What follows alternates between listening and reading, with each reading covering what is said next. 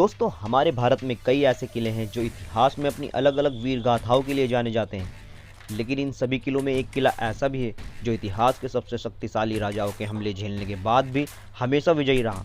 इस किले को कोई भी राजा जीत नहीं पाया। इस किले पर अंग्रेजों से लेकर मुगलों तक, मराठों से लेकर पुर्तगालियों तक हर किसी ने हमला किया, लेकिन इसे कोई जीत नहीं पाया। अंग्रेज, मुगल और पुर्तगालियों को तो छोड़िए, इस किले को स्वयं छत्रपति शिवाजी महाराज और छत्रपति संभाजी महाराज भी नहीं जीत पाए। छत्रपति शिवाजी महाराज ने तो पुर्तगालियों और अंग्रेजों के साथ मिलकर भी इस किले पर हमला किया और फिर भी वह असफल ही रहे। ऐसा नहीं था कि इस किले पर राज करने वाला राजा बहुत शक्तिशाली था, बल्कि यह किला खुद ही इतना शक्तिशाली था कि इसके आगे बड़े से बड़ा योद्धा घुटने टेक देता। लेकिन अब सवाल यह आता है कि आखिर ऐसा इस किले में है क्या? इस किले को जीतना असंभव था, और क्या इस किले को कभी किसी ने नहीं जीता? चलिए जानते हैं इन सभी सवालों का जवाब। समुद्र के बीचों बीच मौजूद, इतिहास में अपने पराक्रम के लिए जाने जाने वाला यह किला है मुरुड जंजीरा किला। महाराष्ट्र के अलीबाग से 65 किलोमीटर दूर मुरुड शहर में मौजूद मुरुड जंजीरा किला भारत की ऐतिहासिक सैन्य इंजीनियरिंग का एक अनूठा नमूना है। यह अंधाकर अभेद्य किला चारों तरफ से जल से घिरा हुआ है। मराठी का जजीरा शब्द अरबी के जजीरा शब्द का एक अपराश्र रूप है, जिसका मतलब होता है समुद्री किला। इस किले को 1200 के अंत में एक कोली राजा ने समुद्र डाकुओं के सामना करने के लिए अरब सागर में बनवाया था। इस किले को बनने में पूरा 22 साल लगे, लेकिन इस किले का असली इतिहास शुरू होता है 16वीं सदी में अहमदनगर के निजाम के साथ। उस वक्त मुरुड शहर और उसके आसपास के पूरे इलाके पर अहमदनगर के निजाम का राज था, इसलिए मुरुड जजीरा पर भी उसी का राज था। निजाम के लिए यह एक सुरक्षा और व्यापार के लिए बहुत महत्वपूर्ण था, इसलिए उसने इसकी रक्षा के लिए स्वीडन, फ्रांस, स्पेन और हॉलैंड उस वक्त की बेहतरीन तोपें मंगवाई और किले के देखभाल का काम अपने एक भरोसेमंद आदमी रामाराव पाटिल को सौंपा। निजाम ने किले पर परकोटा भी पहनाया, जिससे ये और भी ज़्यादा अभेद्य हो गया।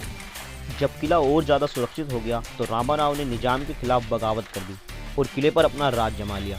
निजाम को यह बात नागवार गुजरी और सन 1527 में उसने अपने एक भरोसेमंद सिद्दी सेनापति पीरम खान को जंजीरा पर कब्जा करने के लिए वापस भेजा।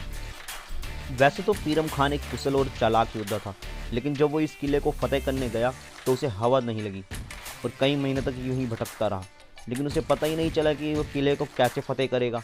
पीरम खान ने इस तरह भटकने का पीछे का कारण था इस किले की मजबूत रक्षा प्रणाली। इसकी पहली रक्षा परत थी इसकी चारों तरफ फैला हुआ पानी। अगर किसी दुश्मन को इस किले पर हमला करना होता तो उसे इस किले तक पहुंचने के लिए सबसे पहले एक उन्नत जल परिवहन प्रणाली की आवश्यकता होती, जो उस समय बना पाना काफ़ी मुश्किल था। लेकिन जब दुश्मन किसी तरह इस समस्या का हल भी खोज लेता तो उसके लिए अब जरूरी होता था कि वह किले का प्रवेश द्वार ढूंढे, और इस किले का प्रवेश द्वार ढूंढना बिल्कुल भी आसान नहीं था।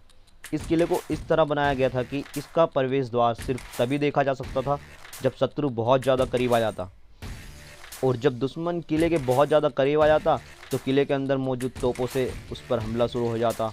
इन तोपों के किसी भी दुश्मन का बचना मुमकिन था, और दूसरा, इस किले की भारी दीवारें ग्रेनाइट से बनी थी, जिसको तोड़ना मुश्किल ही नहीं, नामुमकिन था। जिसका मतलब है इस किले को सिर्फ ताकत के दम पर तो योद्धा नहीं जीत सकता, और पीरम खान भी ये बात जानता था कि लड़कर तो वह किले को कभी नहीं जीत सकता। इसलिए उसने एक षड्यंत्र रचा। उसने एक शराब व्यापारी का रूप धारण किया और किले के बाहर जाके खड़ा हो गया। जब रामाराव उससे मिलने आया तो उसने रामाराव को शराब के कई ड्रम भेज दिए, जिससे रामाराव उससे बहुत खुश हुआ और उसे किले के अंदर आमंत्रण दिया।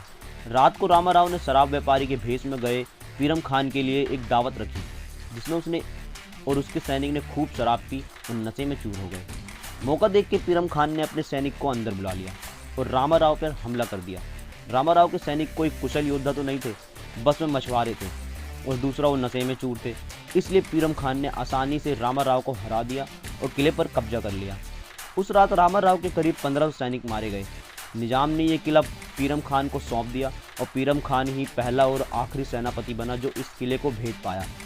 पीरम खान के बाद कोई भी राजा इस किले पर कब्जा नहीं कर पाया, और पीरम खान ने भी ये कब्जा छल से किया था। समुद्र के बीचों बीच मौजूद ये किला इतना महत्वपूर्ण था कि इस पर मुगल, मराठा और आदिल शाह जैसे भारतीय राजाओं से लेकर पुर्तगाली, फ्रेंच, डच और अंग्रेजों तक की नज़र थी। इन सभी सैनिकों ने इस पर कई बार हमला किया, लेकिन कोई भी इसे जीत नहीं पाया। सन 1527 से लेकर 1538 तक लगभग 12 सालों तक निज़ाम की छत्र छाया में पीरम खान का इस किले पर राज रहा और उसकी मौत के बाद 1538 में निज़ाम ने इसे अपने मंत्री सिद्दी शाह ताहिर को सौंप दिया। 1565 में सिद्दी बुरहान ने कई बदलाव कराए। सिद्दी बहुत कुशल सैनिक होते थे, इसलिए उनके हाथ में ये किला सुरक्षित था। लेकिन 1618 में सिद्धियों ने इसे सिद्दी मलिक अंबर को सौंप दिया। इस किले पर मुगलों की भी नज़र थी। अकबर ने भी जब अहमदनगर पर हमला किया था तो वह अहमदनगर जीतने में कामयाब रहा, लेकिन वो जजीरा को जीतने में नाकामयाब रहा। इसके बाद इस किले के इतिहास में सबसे महत्वपूर्ण मोड़ आता है 1655 में। 1655 में फतेह खान इस किले वजीर बनता है। इसी दौरान छत्रपति शिवाजी महाराज के अगुवाई में मराठे पूरे भारत में बहुत तेज़ी से फैल रहे थे। जब छत्रपति शिवाजी महाराज को इस किले के बारे में पता चलता है तो उन्होंने भी इस किले पर आक्रमण किया, लेकिन वो इसे जीतने के में नाकाम रहे। फिर 1676 में छत्रपति शिवाजी महाराज ने एक बार फिर इस किले पर हमला किया। इस बार शिवाजी ने किले को चारों तरफ से घेर लिया था और लेकिन किले में राशन धीरे धीरे ख़त्म हो रहा था, तो इसलिए फतेह खान के पास हार मानने के सिवा और कोई चारा नहीं था। लेकिन फिर चुपके से पुर्तगालियों ने फतेह खान की मदद की और किले तक खाने पीने की चीज़ें पहुंचाई। लेकिन फिर भी शिवाजी महाराज की सेना इतनी बड़ी थी कि फतेह खान किले को मराठों को सौंपने का सोच लिया था, लेकिन एंड वक्त पर उसके सरदारों ने उसके खिलाफ बगावत कर दी और उसे कैद कर लिया।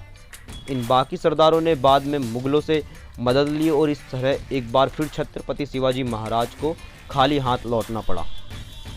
लेकिन शिवाजी महाराज ने हार नहीं मानी और उन्होंने पुर्तगालियों और अंग्रेज़ों के साथ मिलकर भी इस किले को जीतने की कोशिश की, लेकिन वह अब भी नाकामयाबी रहे। हालांकि छत्रपति शिवाजी महाराज की ताकत तेज़ी से बढ़ रही थी और वे इस किले पर दोबारा आक्रमण भी करने वाले थे, लेकिन शायद समय को कुछ और ही मंजूर था और 1680 में छत्रपति शिवाजी महाराज इस दुनिया को छोड़कर चले गए।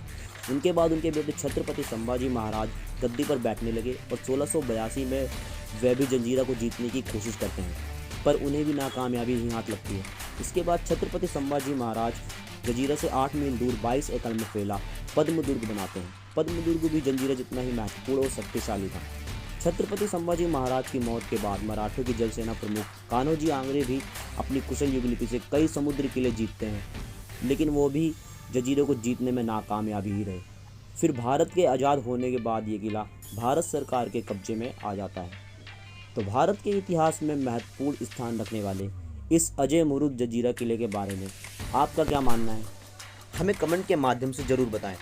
वीडियो को पूरा देखने के लिए धन्यवाद। चैनल को सब्सक्राइब करें, लाइक करें और शेयर करना ना भूलें और हमें कमेंट के माध्यम से ज़रूर बताएं। धन्यवाद।